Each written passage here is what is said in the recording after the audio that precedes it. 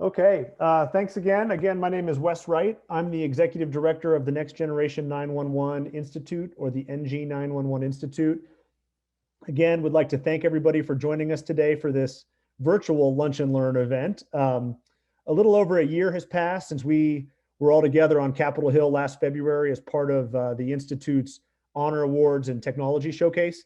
And the fact that you're dialed into a webinar and I'm taking the liberty of calling it a virtual Lunch and Learn is just one indication, I guess, of how crazy the past 12 months have been. The Institute, we traditionally host an honor awards reception and a technology showcase on Capitol Hill each February in conjunction with 911 Goes to Washington. We also try to do a few targeted lunch and learns in person every year for Hill staff that focus on current trends and issues facing the 911 industry. So keep your eyes peeled, I guess, for an announcement here in the next week or so about the virtual honor awards and tech showcase, which we're going to be having at the end of March.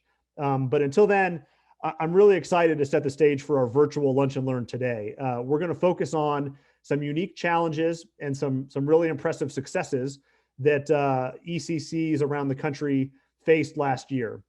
And we have just an awesome panel of experts.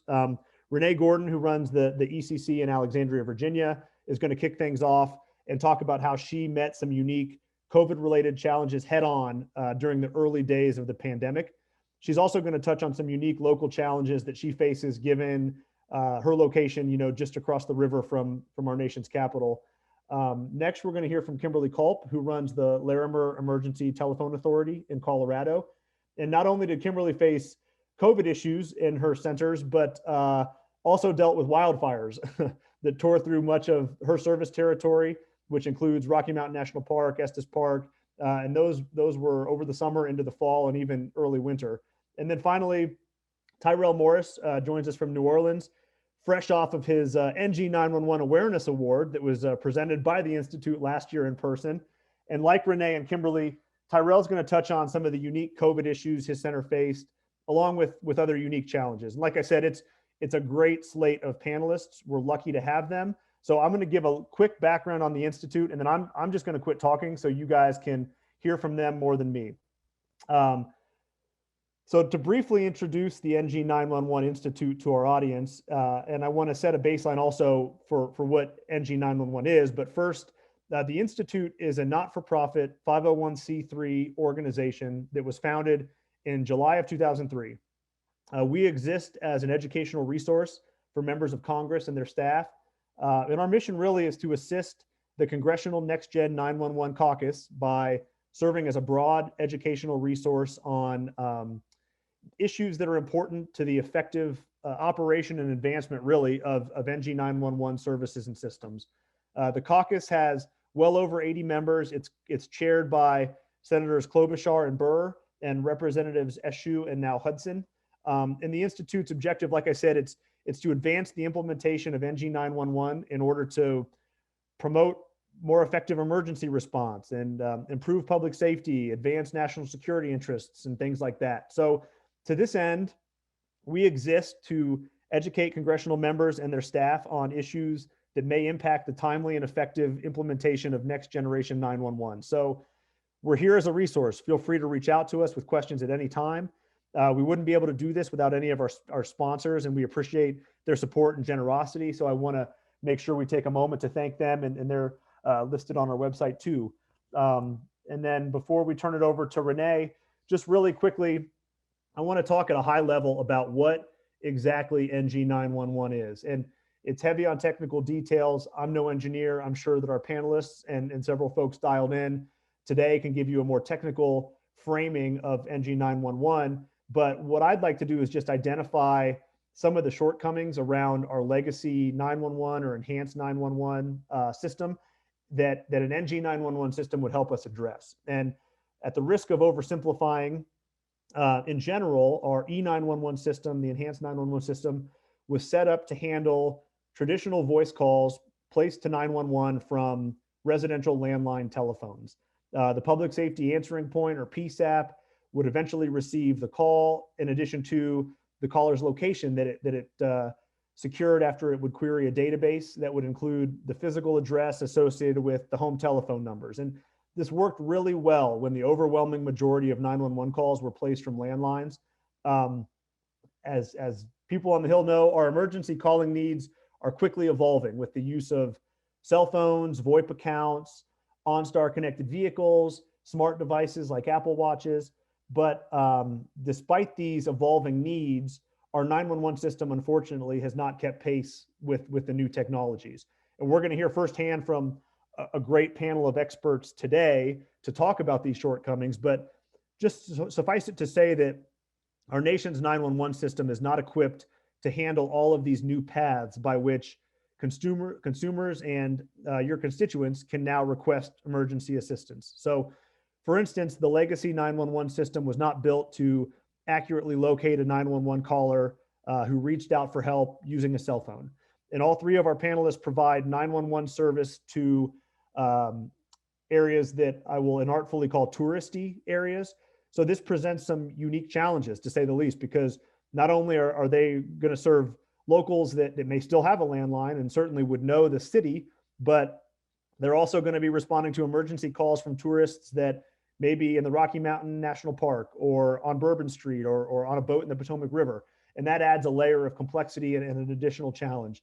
The system was also not set up to handle OnStar crash alerts or interact with a person in need of emergency assistance that is trying to communicate via text message.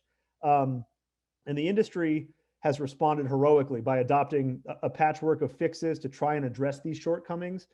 And while these technological advances are terrific and have saved countless lives, the only way we can truly address these evolving trends is by having a robust nationwide, IP NG911 system. And such a system requires significant funding, but such funding is long overdue. So your constituents are using cell phones more than landlines to dial 911. They're reading articles in the paper about how an Apple Watch can alert a first responder of someone in need of assistance and can also find or can provide that first responder with that person's location. They want to be able to text for help. And sometimes your constituents can do these things, and other times they can't. And it depends where they're located. It depends on the technology available at the ECC, at the emergency center. So we need an NG911 system that can meet these evolving needs. And we need a 911 network that rises to meet these challenges. So with that brief background, I want to maximize the time today that we have with our awesome panelists that have all volunteered to agree to be here. So without further ado, I will turn it over to Renee, and she can talk more in depth about how she tackled some unique COVID-related challenges. And I would encourage folks to, as questions arise, put them in the chat box, and I will do my best to monitor that and pass those questions along so we can get answers. Great. First, thank you for the opportunity to learn with you and discuss with you 911 and its role to public safety. Thank you for your wisdom, and I pray for your guidance in the decisions of our great nation daily, and I am honored to be here. As you know, 2020 and 2021 have been trying 12 months for all of us. I'll briefly explain how the 911 role in communications has been keeping America safe. Again, my name is Renee Gordon. I'm the director of the Emergency Communications Center in the city of Alexandria, which is just outside of Washington, D.C. Currently one of 21 commissioners in the country for the Commission of Accreditation for Law Enforcement Agencies. It covers police agencies, emergency communications agencies, training academies, and campus security. And it's all about accreditation and making sure that we are doing the best that we can and giving the gold standard. Prior to Alexandria, I was the director of Baltimore. So I'm not afraid of civil unrest. I was there during the Freddie Gray incident. Prior to that, I did Washington Metropolitan Airports Authority, which covered 2 airports, Dulles International and DCA, which a lot of you fly out of. And prior to that, I was a police officer, so I have a lot of work in public safety. The pictures on the side were actually our staff taking 911 calls from home, and there are a lot of requirements that have to be met in order to make that happen.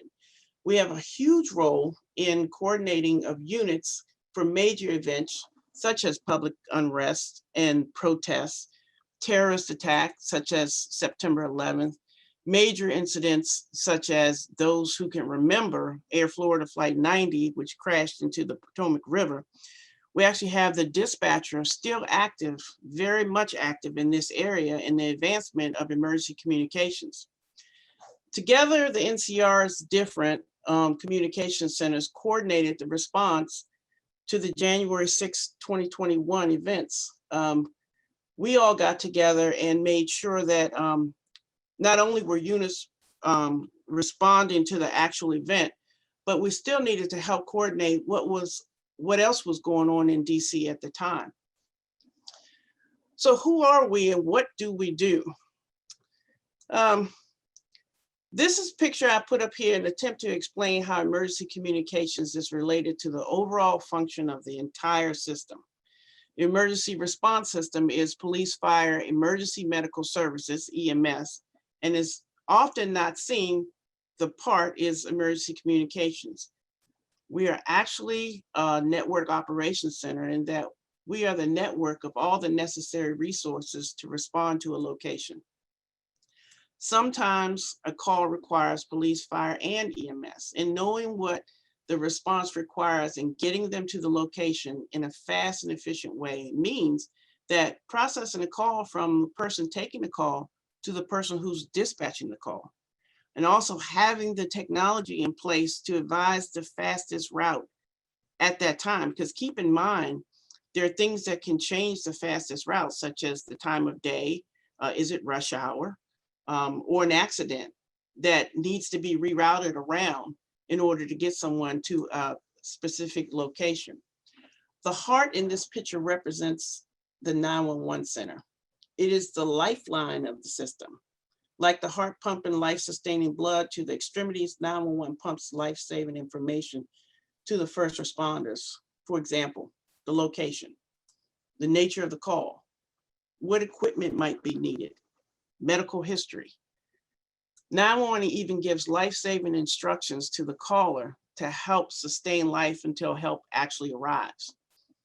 Like the heart, we pump blood, we pump information, and 911 is not visible in the function of that. But the other components, police, fire, and EMS, can't function without us. And as the system gets older, it needs attention. The first 911 call was made in Alabama by State Senator Rankin on February 16th. We just had an anniversary, 1968. That makes our 911 system over 50 years old. As the infrastructure grows old, the lines of communication through the network get clogged just like arteries. Without calls being properly processed, flow of information, like blood flowing through the arteries, the system begins to have single points of failure. We, meaning 911 professionals, vendor partners, lawmakers, and even you working to keep technology in front of an aging system. So during the COVID 2020 challenges that we discovered at the city of Alexandria, there were a lot of things that initially we couldn't do. When it was recommended for people to go home and telework, it left us more vulnerable. It left us more vulnerable than the average person that was going to work. We thought if one person came in the COVID, they had the ability to render an entire shift unavailable. And what that means to an aging system is phenomenal. It's just, it could take a whole center down. I've heard horror stories about some people losing an entire shift. And with the growing technology and the growing stress of people coming in and the mental health of our staff, it's getting harder and harder to keep people in the center. So you can't afford to lose an entire shift. The city of Alexandria proved how dedicated and resilient this system is, though, because we distance ourselves by separating the staff. We have the ability of having to be able to separate people even more because we have a backup center. not every jurisdiction has a secondary location that they can go to. So we used our backup center and we separated people. We went to a hotel and we tried so many different things, but the hotel didn't work out for us because when we tried to communicate from the room that they provided for us, the acoustics in that room created an echo. And so the responders were hearing this echo and it just didn't work out. So we tried many, many things, but this one we had to just abort after a couple of days. Just didn't work for us. But what did work for us was we had some equipment that was designed to be at a location outside of the center for a major event. And we took that equipment and we started to test it to see if we could actually take 911 calls from home. And that's when we discovered that we did have the remote capabilities. This is possible because of our proximity to DC and the National Capital Region. We have the blessing of being able to have resources that not every emergency communication center has. There are smaller centers that don't have backup centers. They didn't have the ability to separate. They don't have the money for the equipment that we purchased. And everyone deserves the same level of care and response. So those are kind of things that we're working on as a nation to try to make sure that we touch every communication center in the country. We shared services with other departments to take the stress off of different systems as they got overwhelmed.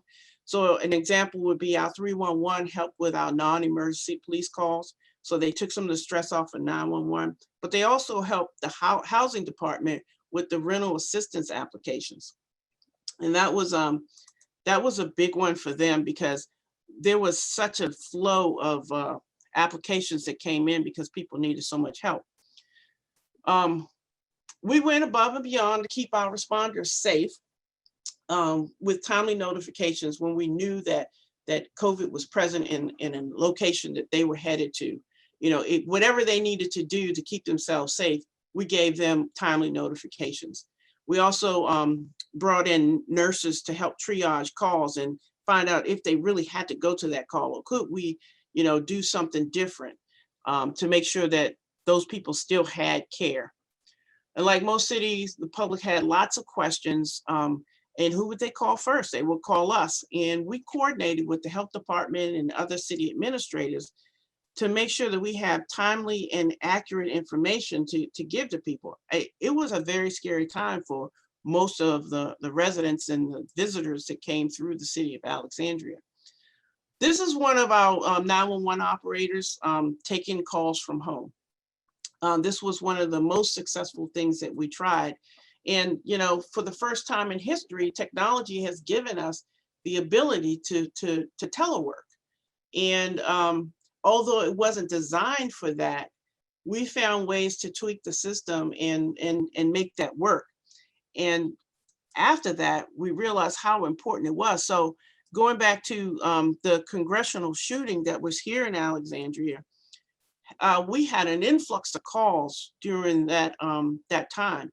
And had we had the ability to call someone at home and say, hey, can you pick up your phone and start taking calls?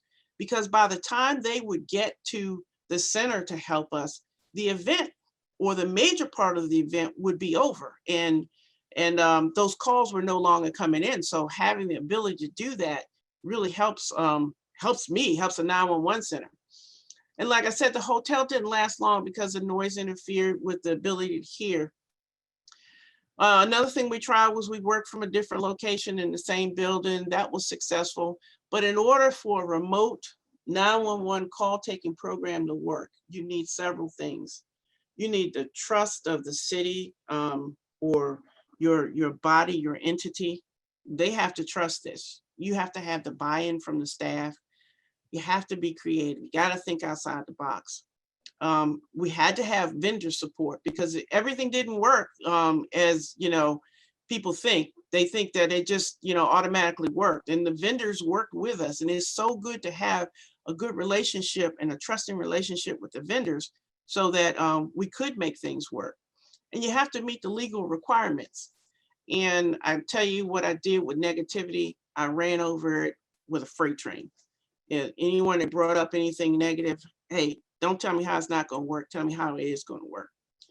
So I live in Washington, D.C., and I work in Alexandria. And from either place, work or home, it only takes me 10 minutes to get to Maryland. And with that said, the National Capital Region has its own unique challenges, and I'm sure other areas do, but I can speak to the ones here.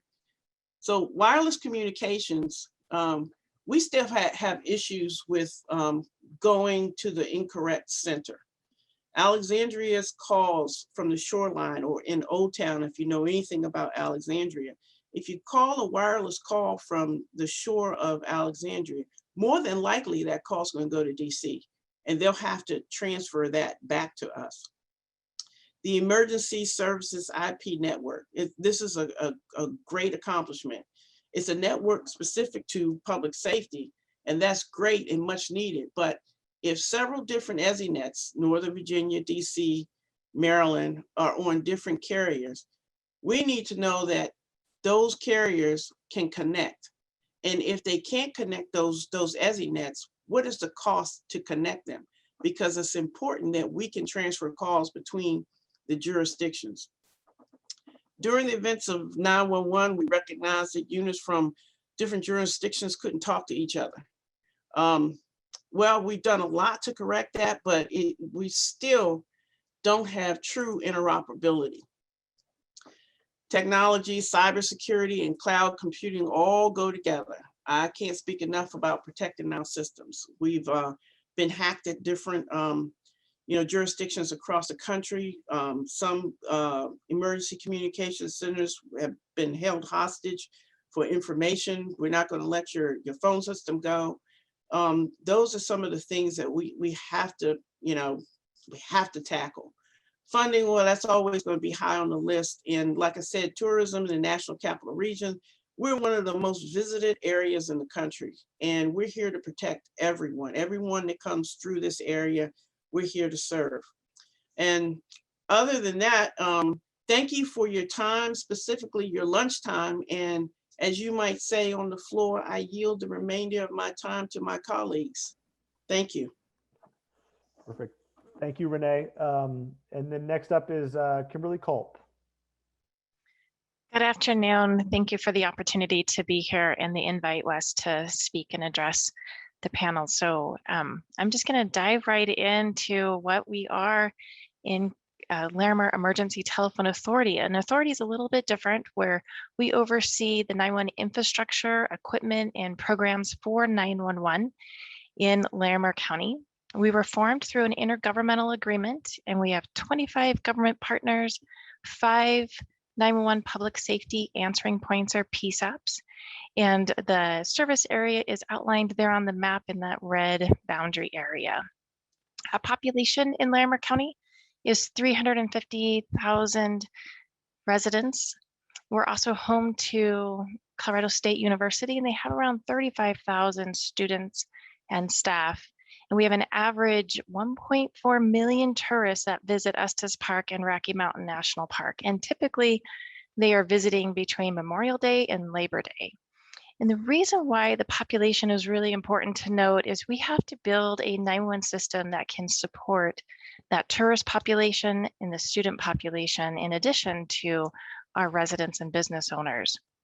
And it's a challenge because for Colorado, the 911 surcharge that funds the 911 authority that we use to fund the infrastructure and our 5 public safety answering points is based on a billable address. So it's remitted on landlines and your wireless phones based on a billable address. And those tourists, and a lot of times those students, don't have a billable address in Larimer County.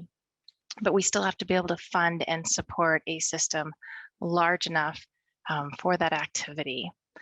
We also have something very unique that I want to note, and then we'll talk about throughout my slides, is we installed an IP network that connects our 5 PSAPs together. So that network allows us to be connected, share equipment, and really operate as one large 911 center. So if there's a high call volume at one PSAP, their backup PSAP is able to log in and share that profile and then start taking those additional calls. So even though we are physically separate, they still can operate and share technology and support one another as one large unit.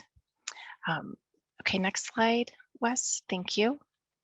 So just a noteworthy fact, Larimer County has had the most federally declared disasters in Colorado. I'm not trying to scare you to come and visit lovely Colorado, but it is an interesting fact. We've had our multitude of hazards, including fires, floods, severe weather, tornadoes, blizzards. So just something, use caution when you come here, be prepared. All right, next slide. So Renee already talked about the COVID impact. I just want to highlight one piece is we do not have a working active backup in Larimer County. So we couldn't divide staff, or the PSAPs couldn't make the decision to separate out half a shift at their primary and half in the backup. Our process for backups is to support one another. So if they needed to back up, they would actually go into the other agency's center. The PSAPs placed themselves on lockdown, so they were really isolating visitors coming and going into their PSAPs. So having a system that allowed them to back each other up had to really rely on that local IP network that we have that connects the 5 PSAPs together.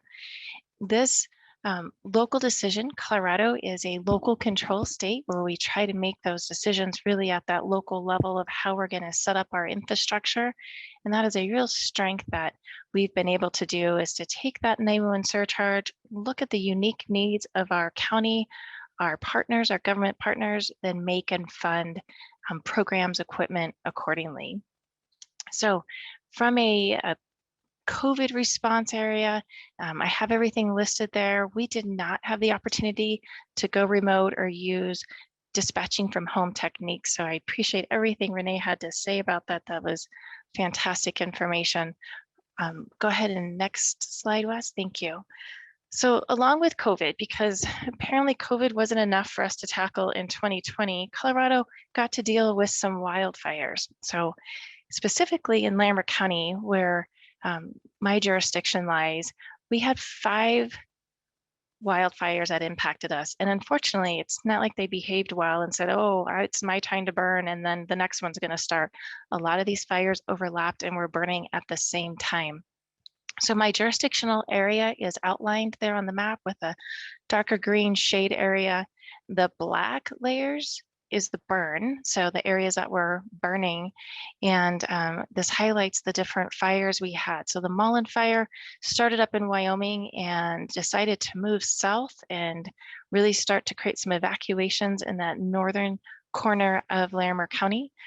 And the Bluestone fire, small fire, you can't even really see there, but it broke out on one of our first weekends dealing with the Cameron Peak fire and also created some additional evacuations. We had the Calwood fire from our South County, Boulder County, that decided to start burning, and it created evacuations going north up into Larimer County. And then the East Troublesome fire that started to our partners west of us in Grand County, that fire was very unique. It blew up pretty fast, decided to jump the Continental Divide, go over a couple of different mountaintops, skirt down through Rocky Mountain National Park, and create a threat to Estes Park. While all of that was happening, Cameron Peak was burning.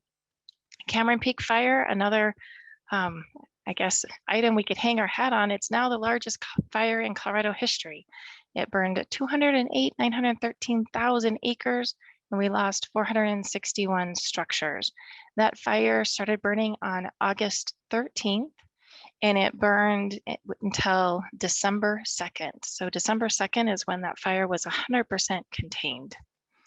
And the next slide will show us the evacuation areas. So again, the burn shapes are there on the map, and everything in red is the areas that were evacuated. And of course, evacuations aren't all at once. It's as the fire progresses, you start evacuating new areas. And that is the amount of our service area that was evacuated. So you can see we were really busy this summer mobilizing our residents and getting them out of harm's way. Pretty much everything that had some sort of shrub or mountain terrain had to leave at some point. At one time, we had 28,316 people evacuated, and that doesn't include all the tours that possibly run in Estes Park that we had to have them leave during the times of the fire. All right, next slide. This photo is really powerful. This is actually 9 a.m. in the morning, and this is what it looked like in Estes Park. So that East Troublesome Fire had jumped the Continental Divide and was pushing down onto Estes Park. At the same time, Cameron Peak Fire was making some way on the east of Estes Park. And this is just a really powerful picture. You could see that all the cars, if you kind of look at that photo with the headlights on, that was when the town was being evacuated and they're all trying to push and get out of harm's way. Another interesting fact is on the same day in the evening, it snowed 2 feet. So this is what it looked like in the morning, and then at night, it looked like a winter wonderland. All right, next slide. So a couple other crazy photos here. On the left, that is Cameron Peak Fire from the Fort Collins Loveland Airport, one of the really big days where the fire took a run, and what that looked like of just that billowing smoke pushing down onto our community. And now I want to spend a little bit of time talking about the challenges we face. So I mentioned the snow. The snow actually came on 2 different occasions. It snowed on September 8th while the fire was well underway, and it snowed 14 inches up in some of the mountainous areas. You would think that would put the fire out, but the fire continued to burn under the snow. It slowed the fire growth for a little bit, but then the fire did decide to take numerous runs after that. One of the challenges was, how do you house wildland firefighters during a snowstorm in the time of COVID? So our logistics branch with the Emergency Operations Center trying to juggle all of that, making sure to keep everybody safe, but then get those firefighters into some sort of shelter while the snow moved in and dumped 14 inches. And then within 3 days, fire kicked back up again, 70-mile-per-hour winds, and then the fire grew at 22,000 acres the next 3 days later. So absolutely crazy.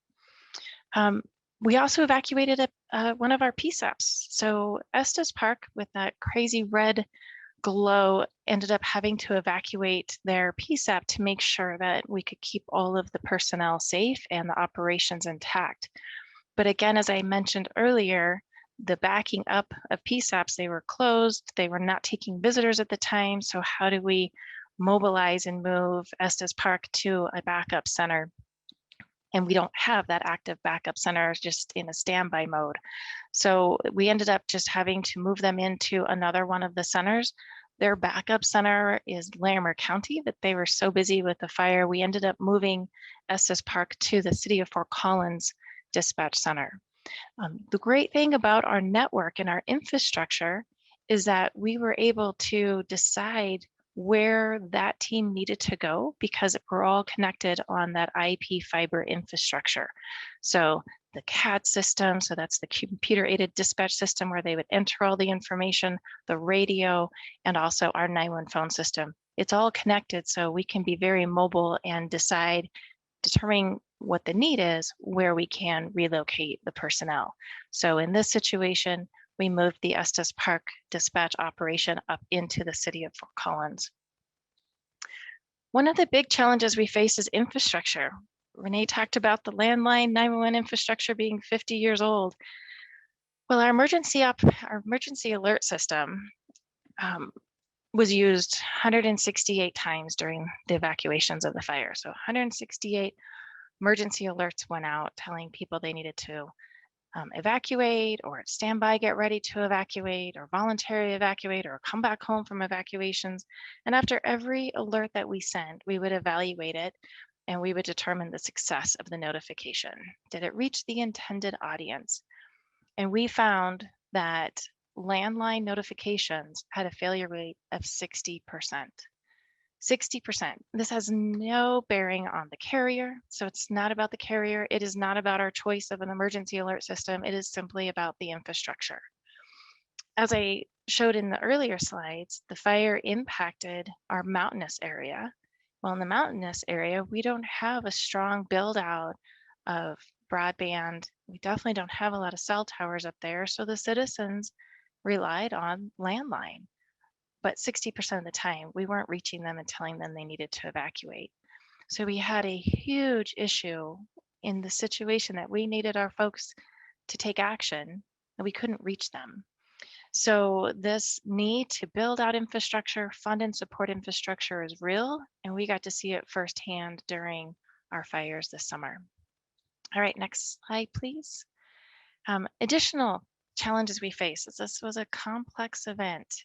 So we do have diverse fiber paths for 911 supporting Estes Park, which means our 911 provider has 2 paths going all the way up to that last mile to support that operation in Estes Park. Cameron Peak Fire was so incredibly large, it was physically threatening both paths of that fiber. So we had to quickly mobilize and determine, what do we do? I mean, if we have a fire that burns down both that, we're going to lose wireless, we're going to lose landline 911, and we need obviously 911 in that community. So our partners, our vendor partners did such an amazing job. They identified they had some fiber they could utilize that would connect Lambert County to Grant County through a tunnel called the Adams Tunnel, which was great. They were able to complete that project, and they got it done the night that the East Troublesome fire blew up. So now we had 3 diverse paths for 911, all under threat of fire. So definitely something that made that event a very complex event. Also, the size and duration. The fire, as you saw, multiple fires, 5 fires. At some point, our citizens in different communities, all paths for ingress and egress were closed. It was shut down because of the threat of the fire getting ready to jump a major highway or thoroughfare. So we had a lot of challenges thinking, how are we going to mobilize this particular community or group of individuals different ways, thinking outside the box, looking at maps and really determining how are we going to communicate with them and then also get them out of harm's way. As I mentioned, these fires jumped jurisdictional boundaries. So we had a fire that came down from a different state and we had to coordinate across state lines.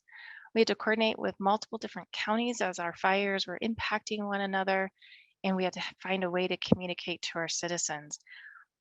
We've done a great job in Lambert County being regional and having a regional network, but our boundary stops at Lambert County. We don't have connection to any of the other counties around us. So we don't have a shared emergency alert system where if the fire jumped into Boulder County, that is just south of us, I can't send evacuation orders to their citizens. We have to work closely together, and we do, but there's definitely a way we can do it better.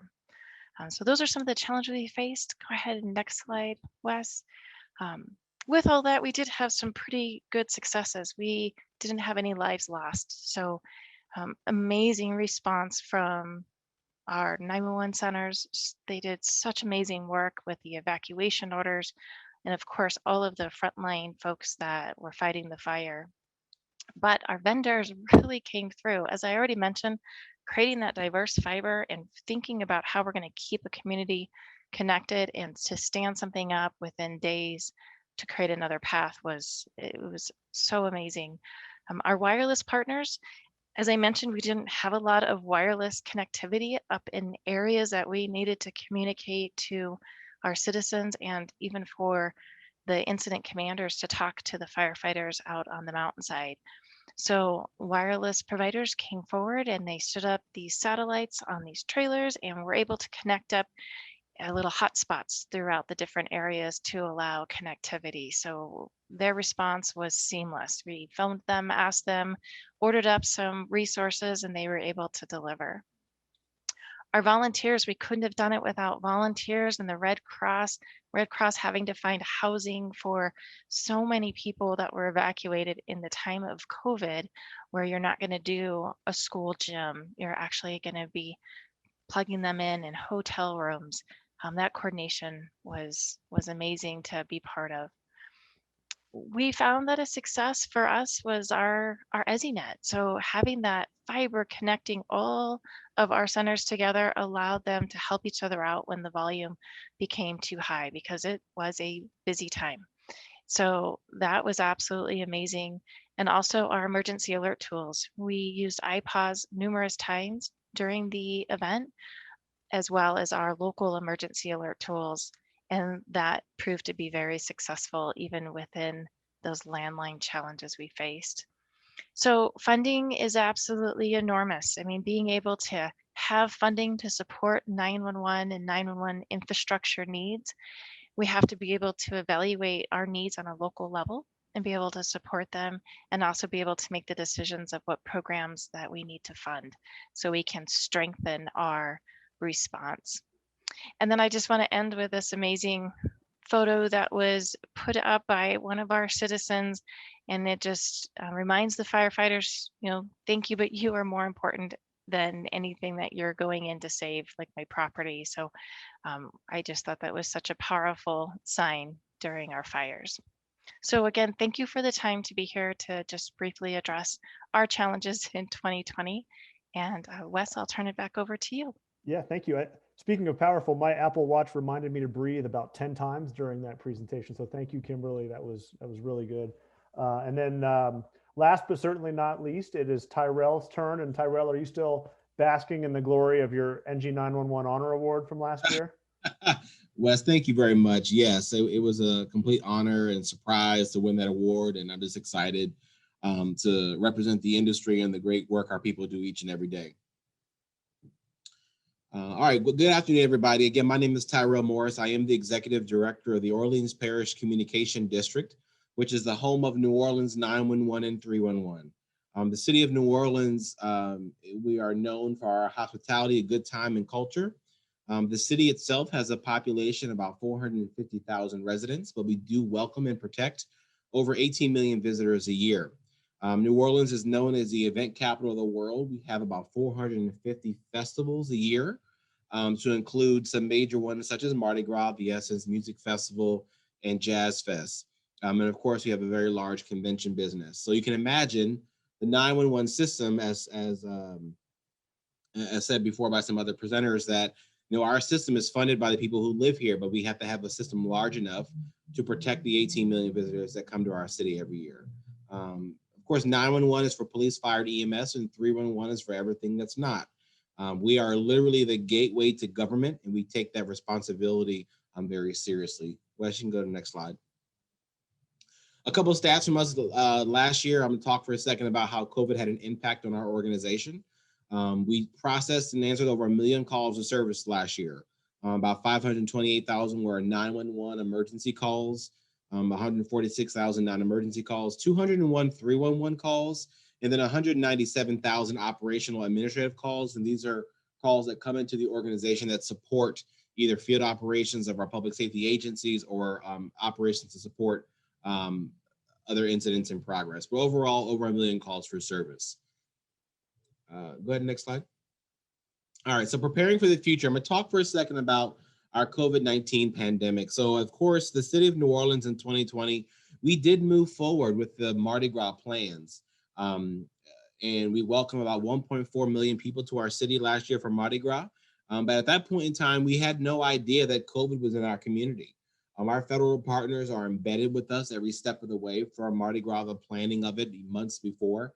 And as Mardi Gras is happening, we have many, many federal and state agencies on the ground with us, briefing us on known threats to keep our community safe. And at no time was it ever recommended to us that we should cancel Mardi Gras.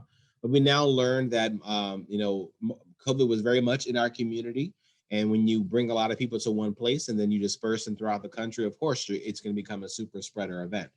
So for Mardi Gras for this year, we were not going to relive that disaster because we knew the time that it would take to recover from that would push our economic recovery out further. And that's just something that we're not willing to do.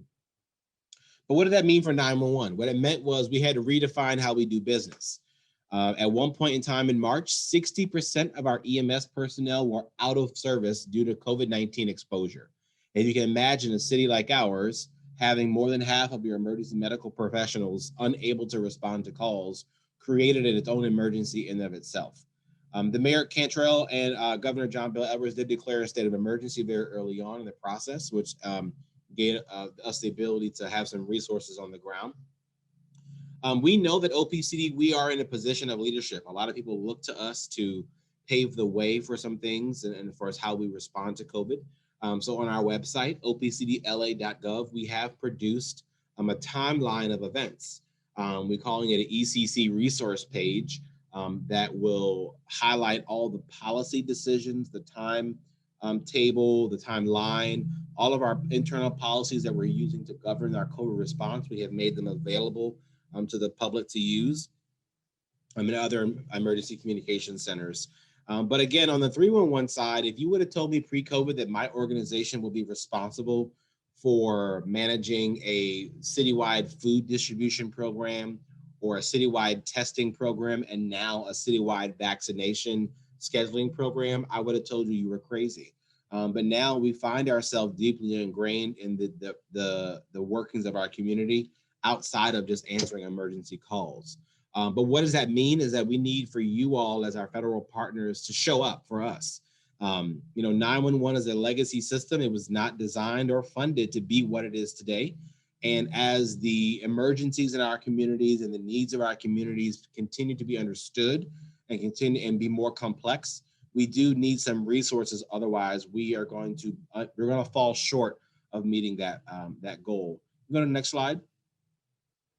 And here is how you can help us, or what we need as an organization to meet the challenges of the future. One, we need very clear standards across the board of what minimum training looks like for individuals working in emergency communications. What are optimal performance levels for a 911 organization? And what are the standards around interoperability?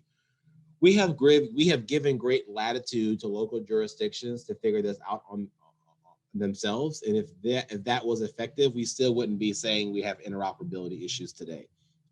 It's imperative that, there's some states that do, like Louisiana, my own state, we do not have minimum training standards. And so it is quite possible that you can call 911 and your call's answered by someone that is not trained or certified in telephone CPR or how to give foreign body obstruction airway instructions or childbirth instructions or active shooter instructions. Those things that we as a nation have clearly defined as a weak point, the states have failed to come together to agree on what that path forward should look like. And I do believe that is a place for the federal government to aid us in that standards development. 911 centers, we need federal funding opportunities to create facilities and buildings that meet the needs of our communities. A lot of times the funding, or almost all the time, the funding is grossly inadequate to build the type of facilities that have the technology capabilities, that have the security requirements, that have the ability to grow and expand with the emergencies that our communities face, to really truly operate in a space that is truly interoperable, cohesive, and collaborative. We just don't have the facilities across our portfolio to do that effectively. And we do have some examples of where that's incredibly effective, but the funding stream, I don't know of a single federal resource that is available today for construction of a 911 center to really meet these needs. We have some grant programs around funding some technology improvements, but not the true brick and mortar that we need to make these things a reality. So I do think it's a place for the federal government as we're looking to stimulate our economy. We're looking for opportunity to help us grow and meet the needs of our people. This is a huge gap that I see. Of course, the 911 Saves Act, House Resolution 1629 is still on the docket, and I believe it's time to bring that for a vote. Formal recognition of 911 professionals as first responders. I mean, let's be real. All emergencies, no matter how large or small, start and end with the professionals in the emergency communication center. 911 professionals are no longer operating in the clerical role. They are not simply taking in information from a caller, typing it in a system and reading what they're reading on the screen. No, We are making intelligence-driven incident response decisions that have direct impact to the outcome of the person having the emergency. 911 call takers could take up to 200 calls an hour, if not more, where the average police officer or firefighter may take anywhere from 6 to 12 calls throughout their shift. And so, let's just call a spade a spade. The police officer or the fire truck doesn't move unless the first responder under the headset tells them to go there. So I think it's time that the recognition that it's there is due. And then this is not about feeling or we need to be recognized so we feel like we belong. That's a part of it, but a lot of it is about resource allocation. It's about benefits. It's about having access to equal pay, having access to resources, having access to mental health services. 25% of 911 communication professionals in the United States of America ultimately are diagnosed with PTSD. And I think we find that after 20 years of service, we see an increase in short-term disability. We see or long-term disability retirements. We see an increase in suicides. We see an increase in major people just losing their minds because for 20 years of their career, they have taken on the weight of everyone else's emergencies, and we have kind of left them out to fend for themselves because the recognition is not there. It means the resources are not there as well. The FCC has done a really good job supporting or regulating getting the call to the 911 center. But once the 911 center picks up the phone, it's literally the wild, wild west. Everyone can do what they choose. Now, I do not believe that 911 should lose local control. I do believe that we need some federal guidance to teach us or tell us the path forward and how 911 should look as a nation so we know we're all striving for the same point. Right now, we can't even agree on a definition of what next generation 911 really is. So I think it's time that our partners, I'll call them, not our regulators, but our partners help us or coordinate the collective group to come to that conclusion or that definition. So we really know how to move strategically towards one common goal. The FCC has launched a new initiative to prevent, enforce, and penalize states that divert 911 fees to causes other than 911 stability and improvement. I think Congress should support the FCC by increasing their authority or support some legislation that kind of enhances or solidifies the FCC's efforts in this regard. And finally, a couple of years ago, the Department of Transportation did a round of grant funding to support organizations to transition to the next generation 911 technology and increase their interoperability. What that means is having organizations move to a EZNet, an emergency services internet network, where we can begin to introduce multimedia into the 911 system, text to 911, video to 911, having increased redundancy to when a 911 center goes down and being able to auto route those calls to a neighboring PSAP. Let's route 911 calls based upon the location of the device. It doesn't make any sense to me how Uber can pinpoint my exact location, but 911 cannot. And if we all make the change to next generation 911, those border issues that Renee talked about earlier won't exist. And it's going to require another round of funding to move those legacy systems that are over 50 years old to a space that are incredibly redundant and meets the challenge of the needs of today. Next slide. Okay, and so this is a look here at OPCD. We are an organization that we are very proud of the work we do each and every day. Here at OPCD, we strive every day. We don't just come to work here, we show up. But what does that mean? We are sincere and empathetic in our delivery of service. We're honest and humble, we're optimistic, we're well-informed and willing, we're upbeat and positive, and we're procedurally compliant. We know we are an organization that we're not planning for the challenges of today, but we're planning for the unknown challenges of tomorrow. And I think when we lead with that mission forward, front-facing philosophy, success is almost guaranteed. And with that, Wes and group, I'll take any questions. And thank you all for your time today. Yeah, thanks. We actually got no questions, and you guys all said it significantly better than I can say it. So I'm not going to add anything. It was phenomenal. We're going to be following up with folks that attended and your colleagues on the Hill. So I appreciate everybody's time. I want to again thank Renee, Kimberly, and Tyrell for the really thoughtful, powerful comments. And I just appreciate it. Everybody stay safe.